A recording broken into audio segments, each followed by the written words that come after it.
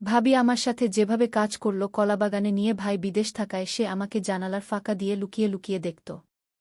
গল্পটি সম্পূর্ণ শুনলে আপনার পাইপ দিয়ে পানি চলে আসবে, তাই হাতের কাজ করার আগে হাতের কাছে টিস্যু রাখবেন।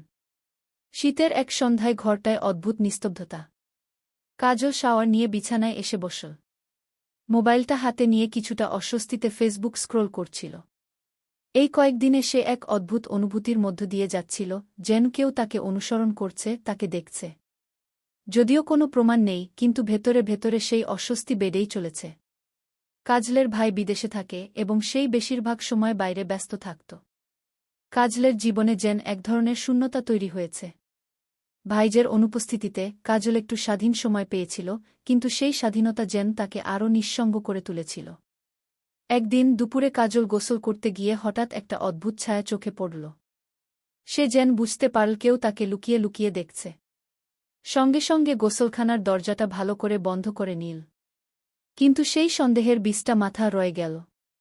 গোসল শেষ করে সে মোবাইল হাতে নিয়ে নিজের ঘরে চলে আসে। অজানা কারণে আজ তার মনে খুব অস্বস্তি। মোবাইলটা নিয়ে সে আগের রেকর্ড করা কিছু ভিডিও দেখতে শুরু করল।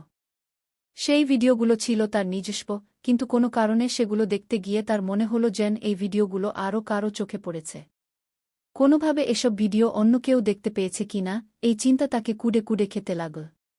হঠাৎ ঘরের জানালা দিয়ে একটা শব্দ ভেসে আসে। কাজল ধীরে ধীরে জানালার দিকে তাকাল। সে কিছু দেখতে পেল না, কিন্তু মনের ভেতর সন্দেহের দোলাচল। আবার ভিডিওতে ফিরে গেল। সে নিজের কিছু ব্যক্তিগত মুহূর্ত দেখে শিউরে উঠল। এমন সময় সে একটা অদ্ভুত আওয়াজ করে ফেলে, যেন কিছু খুঁজছে। হাতে মোবাইলটা নিয়ে ভিডিও চালাচ্ছে আর তার হাত দিয়ে কিছু একটা করছিল। ঠিক সেই মুহূর্তে জানালার পাশ দিয়ে এক ছায়া যেন সরতে দেখল। কাজল বুঝতে পারল তার ভাবি জানালা দিয়ে সব দেখছে। কিন্তু কেন? কিভাবে? তার মনের মধ্যে হাজার প্রশ্ন ঘুরপাক খেতে লাগল। কাজল এক মুহূর্তের জন্য স্থির দাঁড়িয়ে রইল। তার হৃৎপিণ্ডের স্পন্দন যেন কানে শুনতে পাচ্ছে। ভাবি জানালা দিয়ে সব দেখে ফেলেছে, এটা ভাবতে তার শরীরটা ঠান্ডা হয়ে আসছিল। জানালার পর্দাটা দ্রুত টেনে দিয়ে কাজল বিছানায় বসল। কিছুতেই সে মাথায় আনতে পারছিল না কেন ভাবি এভাবে তার ব্যক্তিগত মুহূর্তে লুকিয়ে দেখবে। কিছুক্ষণ চুপচাপ বসে থাকার পর সে সিদ্ধান্ত নিল ভাবির সঙ্গে সরাসরি কথা বলবে। কিন্তু ঠিক কি বলবে? তার প্রমাণ নেই যে ভাবি তাকে দেখছিল। এবং যদি সে কিছু বলেনি তাহলে সবটাই কল্পনা। এসব চিন্তা মাথায় ঘুরতে ঘুরতে কাজল নিজের মধ্যে কিছুটা কুঁকড়ে থাকল। এরপরের দিন যখন ভাবি তার ঘরে ঢুকল, কাজল ঠিক করল সরাসরি প্রশ্ন না করে একটু অন্যভাবে পরিস্থিতি বোঝার চেষ্টা করবে। ভাবির স্বাভাবিক আচরণ দেখতে চেষ্টা করল। কিন্তু ভাবি আগের মতোই হাসি মুখে কাজলকে বলল, তোমার ভাইদের জন্য কিছু পাঠাবার সময় এসেছে, কিছু বলবে? কাজল কিছুক্ষণ তাকিয়ে থাকল, কিন্তু ভাবির চোখে কোনো অস্বাভাবিকতা খুঁজে পেল না। সে নিজেকে শান্ত করার চেষ্টা করল। হয়তো সবটাই তার কল্পনা। কিন্তু মনের কোণায় সন্দেহটা থেকেই গেল। ভাবি যা করেছে তা যদি সত্যি হয় তাহলে এর পেছনে কিছু তো একটা কারণ আছে। এরপরের কয়েকদিন কাজল আগের মতো স্বাভাবিক জীবনে ফিরে যেতে চেষ্টা করল। কিন্তু সবকিছু ঠিকঠাক মনে হচ্ছিল না। প্রতিবার ভাবির সঙ্গে কথা বলার সময় কাজল নিজেকে যেন আটকে ফেলে। যে মহিলাটাকে সে এতদিন নিজের বড় বোনের মতো ভেবেছিল, এখন সেই মহিলাকে দেখে এক অদ্ভুত ভয় জাগছে। একদিন রাতে কাজল আবার নিজের ঘরে বসে মোবাইলে ভিডিওগুলো দেখতে শুরু করল। সে বোঝার চেষ্টা করছিল কোথায় কোথায় কি রেকর্ড হয়েছে। একের পর এক ভিডিও দেখে যাচ্ছে আর তার মনে এক ধরনের অস্বস্তি বাড়ছে। হঠাৎ একটা ভিডিওতে তার চোখ আটকে গেল। সেই ভিডিওতে তার নিজেকে স্পষ্টভাবে দেখা যাচ্ছে, কিন্তু পেছনের জানালায় যে ছায়াটা ছিল সেটা সে আগে খেয়াল করেনি। তার দম আটকে গেল। এটা কি সত্যি? সে কি আসলেই জানালার বাইরে থেকে দেখা গেছে? কাজল মোবাইলটা দ্রুত বন্ধ করে ফেল। তার হাত কাঁপছিল। জানালার দিকে তাকাতে ভয় লাগছিল। সে দ্রুত বিছানার পাশে রাখা বইটা তুলে নিল, যেন নিজেকে অন্য কোনো কাজে ব্যস্ত রাখতে পারে। কিন্তু মনের মধ্যে কাটা বিঁধে রইল, সে কি আসলে কিছু দেখে ফেলেছে? কাজল সেই রাতটা খুব একটা ভালোভাবে ঘুমাতে পারেনি। বারবার জানালার দিকে তাকাতে গিয়েও চোখ সরিয়ে নিচ্ছিল। সে নিজেকে শান্ত করার চেষ্টা করছিল, কিন্তু সেই ছায়া যেন তাকে পিছু ছাড়ছিল না। সকালে ঘুম থেকে উঠে সে দ্রুত বাইরে বেরিয়ে পড়ল। বাড়িতে থাকতে তার খুব অস্বস্তি হচ্ছিল, যেন প্রতিটি কোণে কেউ তাকে অনুসরণ করছে। দুপুরে বাড়িতে ফিরলে কাজলের ভাবির স্বাভাবিক আচরণ তাকে আবারও দ্বিধায় ফেল। ভাবি হাসি মুখে তাকে খাবার দিলেন, আগের মতোই গৃহস্থালির কাজে ব্যস্ত হয়ে পড়লেন। সবকিছু যেন স্বাভাবিক, কিন্তু কাজলের মন তো আর স্বাভাবিক নেই। সে ভাবে, কেন ভাবি এমন করবে? কেন জানালা দিয়ে লুকিয়ে দেখবে? কিছুতেই সে এই প্রশ্নের উত্তর পাচ্ছিল না। দিনগুলো এভাবেই কেটে যাচ্ছিল। তবে কাজল সিদ্ধান্ত নিয়েছিল, আর কোনো সন্দেহ বা দ্বিধায় থাকবে না। একটা দিনের ঘটনাই সব পরিষ্কার করে দেবে। সে নিজের হাতে সত্যটা খুঁজে বের করবে। রাতে আবার নিজের ঘরে বসে কাজল কিছুটা দ্বিধাগ্রস্ত অবস্থায় মোবাইল বের করল। সে জানালার সামনে একটি ছোট্ট ক্যামেরা সেট করল, যা সেদিনের মতো ঘটনার প্রমাণ রাখতে পারবে। জানালা দিয়ে কারো ছায়া দেখা গেলে এবার আর সেটা এড়িয়ে যাওয়া সম্ভব হবে না। কয়েক ঘণ্টা পর হঠাৎ ঘরের ভেতর আবার সেই কাঁপন আসল। কাজল বুঝতে পারল, এবার কিছু হতে যাচ্ছে।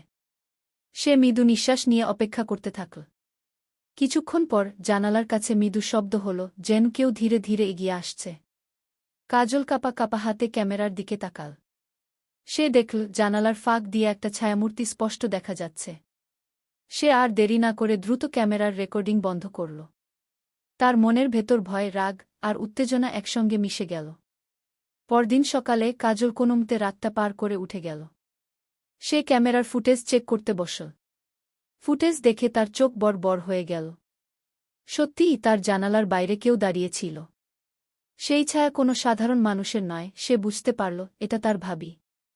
কাজল দ্রুত ভাইজের ফোন নম্বর বের করে ফোন দিল। ভাইয়ের সঙ্গে কথা বলার সময় সে বুঝতে পারল, তার ভাবি এভাবে কেন আচরণ করছে, তা নিয়ে কিছুটা বিভ্রান্তি রয়েছে। সে কিছু বলার জন্য মুখ খুলতেই ভাইয়ের কণ্ঠে একটা বিষণ্ণতা ধরা পড়ল। ভাই বলল, তোমার ভাবি আসলে মানসিকভাবে অনেক সমস্যার মধ্যে দিয়ে যাচ্ছে, কিন্তু আমি কিছুই করতে পারছি না। কাজল স্থির হয়ে গেল। এই কথাটা তার জন্য ছিল একটা বড় ধাক্কা।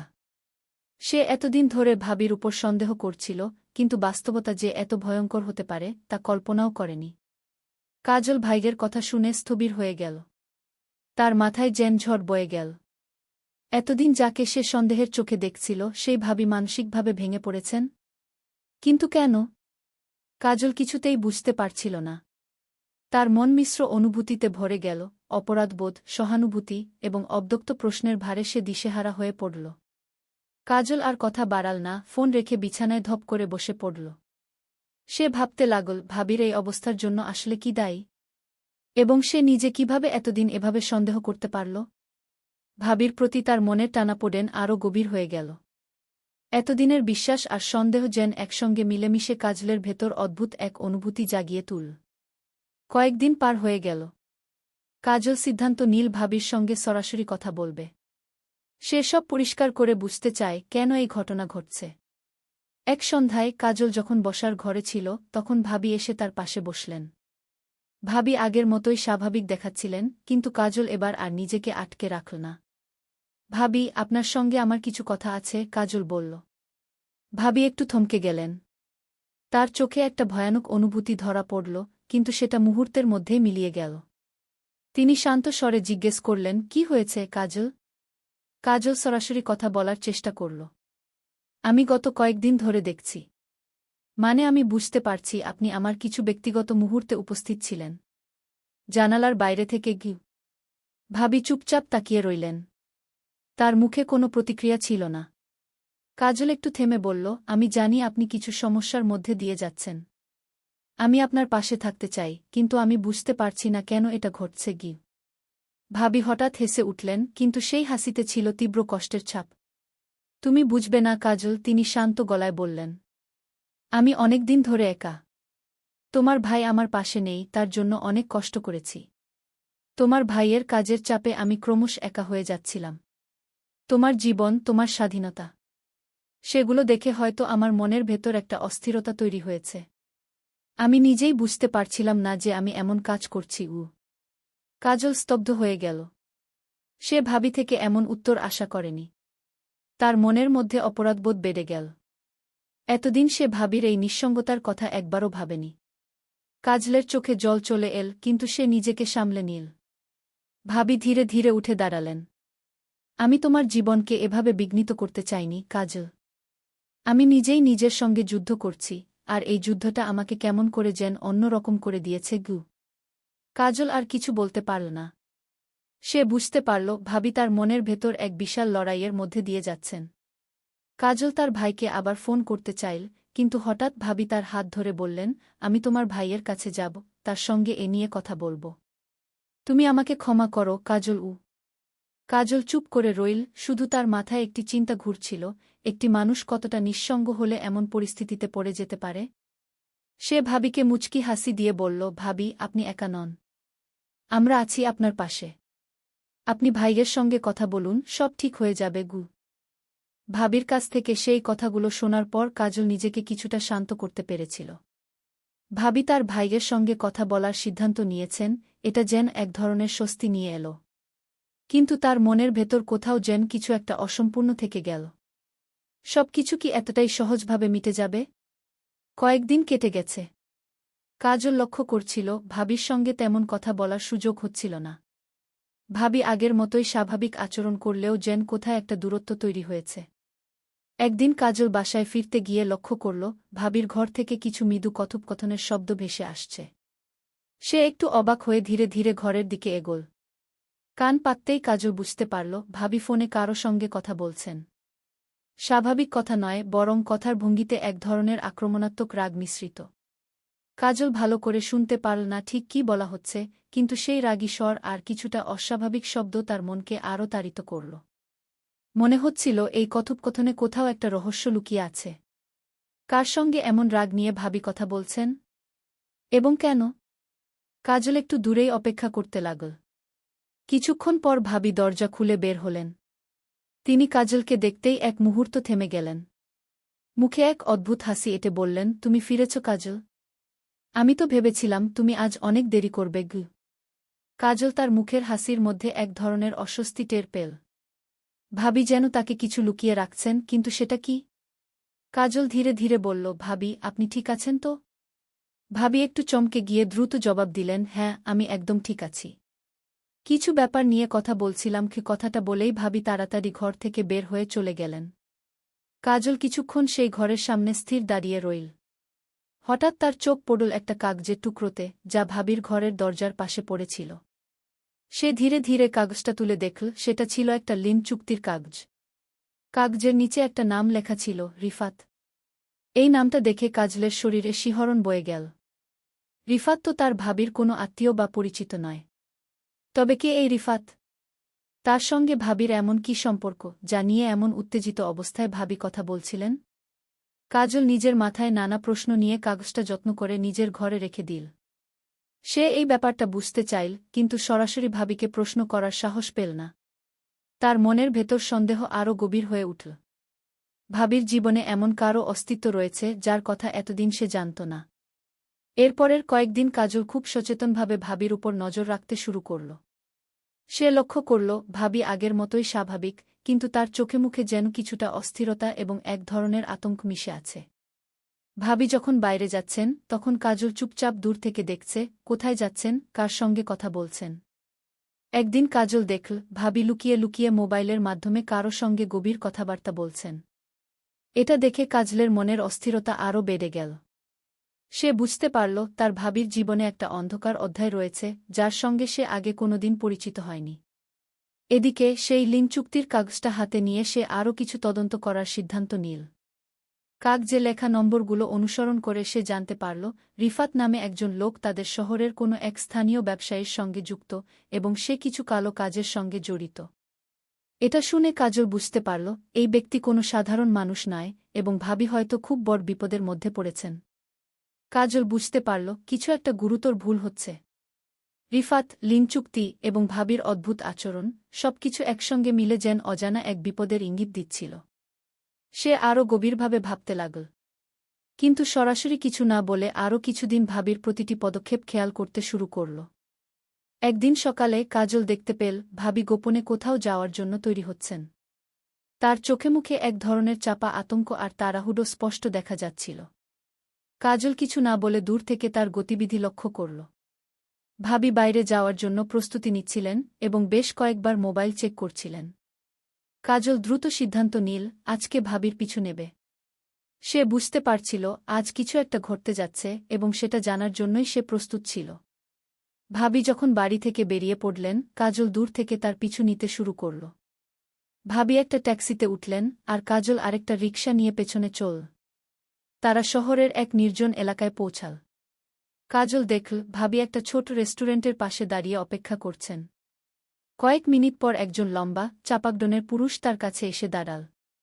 কাজল আরেকটু কাছে গিয়ে তাদের কথোপকথন শুনতে চাইল, কিন্তু দূর থেকে শুধু কয়েকটা শব্দ শুনতে পেল, টাকাগু আর বিপদ। কাজল বুঝতে পারল পরিস্থিতি আরও জটিল হচ্ছে। পুরুষটি, যে সম্ভবত রিফাত, ভাবির সঙ্গে গোপনে কিছু একটা নিয়ে কথা বলছিল। তার ভঙ্গিতে একটা হুমকির সুর ছিল। কাজল বুঝতে পারল এ লোক বিপজ্জনক। সে খুব সতর্ক হয়ে আরও কিছুক্ষণ পেছন থেকে শুনতে লাগল। একসময় ভাবি কিছু টাকা বের করে রিফাতের হাতে তুলে দিলেন। এই মুহূর্তে কাজল বুঝল বিষয়টা শুধু মানসিক সমস্যা নয়, এর পেছনে একটা বড় রহস্য লুকিয়ে আছে। ভাবি সম্ভবত রিফাতের ফাঁদে পা দিয়েছেন এবং তিনি কোনো না কোনোভাবে রিফাতের কাছে বাধ্য হয়ে পড়েছেন। কিন্তু কী কারণে? টাকা দেওয়ার পেছনের গল্পটা কি? কাজল দ্রুত একটি ছবি তুলে নীল রিফাতের, ভাবির এবং টাকার লেনদেনের। সে জানত এসব প্রমাণ এখন খুব কাজে আসবে। সে আর চুপ করে বসে থাকতে পারবে না। ভাইকে জানানো ছাড়া আর কোনো উপায় নেই। সেদিন রাতে কাজল তার ভাইকে ফোন দিল।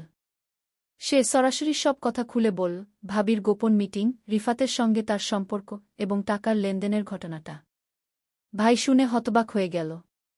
তার কণ্ঠে বিষণ্ণতা আর উদ্বেগ একসঙ্গে ধরা পড়ল। কাজল, আমি জানতাম না এটা এতটা গভীর হয়ে গেছে। ভাবি যে কোনো সমস্যার মধ্যে পড়েছে তা বোঝা যাচ্ছিল, কিন্তু রিফাতের মতো মানুষের সঙ্গে যুক্ত হয়ে পড়বে এটা ভাবিনি। আমি কিছু ব্যবস্থা নিচ্ছি, ভাই দৃঢ়ভাবে বলল। কাজল আরও জানাল যে রিফাতের সাথে ভাবির লেনদেনটি হয়তো শুধুই টাকার জন্য নয়, এর পেছনে আরও কিছু গুরুতর কারণ থাকতে পারে, যা ভাইকেও ভাবতে হবে। ভাই তাকে আশ্বাস দিল যে সে তাড়াতাড়ি দেশে ফিরে এসে এই বিষয়ে আরও তদন্ত করবে। পরদিন সকালে কাজল বুঝতে পারল যে সবকিছু এত সহজে মিটবে না। ভাবি এখনও অস্বাভাবিক আচরণ করছেন আর তার চোখের মধ্যে এক ধরনের গভীর আতঙ্ক ফুটে উঠছে। ভাবি কোনো না কোনোভাবে বিপদে আছেন, কিন্তু তিনি কারও কাছে মুখ খুলতে চাইছেন না। কাজল ঠিক করল এবার সে সরাসরি ভাবির কাছে যাবেন এবং সত্যটা বের করার চেষ্টা করবে। একদিন সকালে কাজল ভাবির সামনে বসে সব কিছু খোলাখুলি বলল। ভাবি, আমি সব জানি। রিফাতকে, আপনি কেন তার কাছে টাকা দিচ্ছেন এসব আমি দেখেছি। আপনি কেন এমন করছেন? আপনার সঙ্গে কি ঘটেছে? ভাবি চমকে উঠলেন। তার চোখে ভয়ের ছাপ আরও গভীর হয়ে উঠল। কয়েক মুহূর্ত নীরব থাকার পর ভাবি মৃদু স্বরে বললেন, তুমি জানো না কাজল, আমি অনেক বড় ভুল করেছি। আমি অনেক দিন ধরে রিফাতের ফাঁদে পড়েছি। সে আমার কিছু গোপন ব্যাপার জেনে গেছে আর আমাকে ব্ল্যাকমেইল করছে। আমি কিছুতেই বের হতে পারছি না এই পরিস্থিতি থেকে। কাজল শিউরে উঠল। তার সামনে দাঁড়িয়ে থাকা এই মহিলাটি এতদিন ধরে এমন ভয়ঙ্কর পরিস্থিতির মধ্য দিয়ে যাচ্ছেন আর তিনি কিছুই বুঝতে পারেননি। আপনি কেন আমাকে বলেননি? কেন ভাইকেও জানাননি? কাজল কাপা গলায় জিজ্ঞেস করল। ভাবি চোখের জল মুছতে মুছতে বললেন, আমি ভয় পেয়েছিলাম। রিফাত আমাকে এমন কিছু দিয়ে হুমকি দিচ্ছিল যা প্রকাশ হলে আমি তোমার ভাইয়ের সামনে মুখ দেখাতে পারব না। কাজল এবার বুঝল এই পরিস্থিতি তার চেয়ে অনেক বড়। ভাবির মানসিক চাপ, রিফাতের হুমকি এবং গোপন রহস্য, এখন সবকিছুই ভেঙে পড়ছে। গল্পের পরবর্তী পর্ব শুনতে চাইলে লাইক, কমেন্ট, সাবস্ক্রাইব করে সাথেই থাকুন।